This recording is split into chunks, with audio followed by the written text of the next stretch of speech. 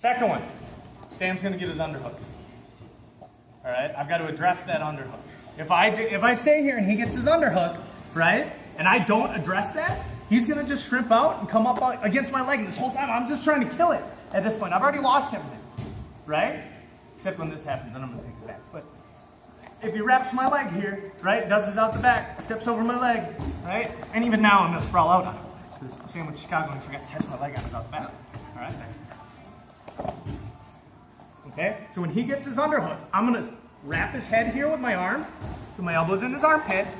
My opposite arm, the side he's underhooking, is gonna come to the other side of his body.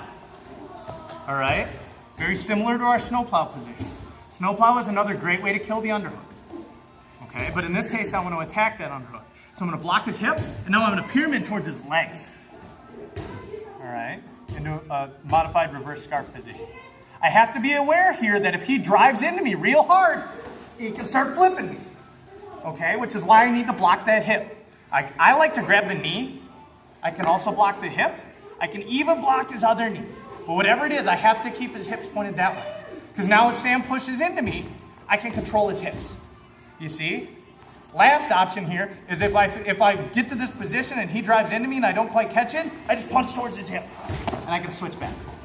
Okay? But whatever version I do here, I'm controlling his hips. My opposite arm that was in his armpit is going to wrap his elbow.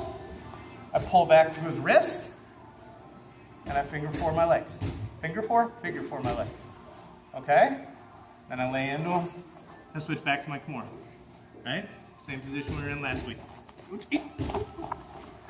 I go right back to elbow in his hip, sliding out to the elbow, heavy chest, and I rotate up. Cool? So it's just another way to get that Kimura without having to hold it on the ground from the way we did before. We're attacking him from that underhook. All right? And this is also very similar to our half guard position, right? That elbow over half guard escape we've done before, where we control the legs. I can do that same Kimura grip from here to start working my way out. Cool? What was your question? Yeah. All right. So, for you guys. All right. Get his knees trapped. Onto my underhook. Start sitting out. I climb up high. Up, but Sam's too good for that, and he gets back to his underhook. That's fine. I switch my arms. All right. As soon as I feel him swim underneath, my arm goes with it. All right. Pyramid out. Blocking his knee. All right. Just for today's sake, let's say blocking the knee. All right. You can play with the rest of the positions when you want. My opposite arm. Wrap that elbow. I'm not grabbing anything. I'm just hooking it with my wrist. Then I turn my shoulders to his hand. Turn him back. Again, he can sit into me this whole time. He can drive his hips into me. Right? That's fine. I've still got that Kimura locked up. Make sense?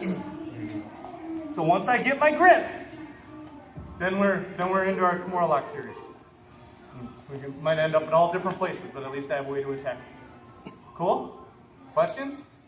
All right. Pass, side control, let them swim their underhook, then we attack it with our Kimura. All right? That transition from side control, right? My arms switch, pyramid towards the legs. Reverse scarf. Same way we would if we were going the other direction. 1, 2, 3.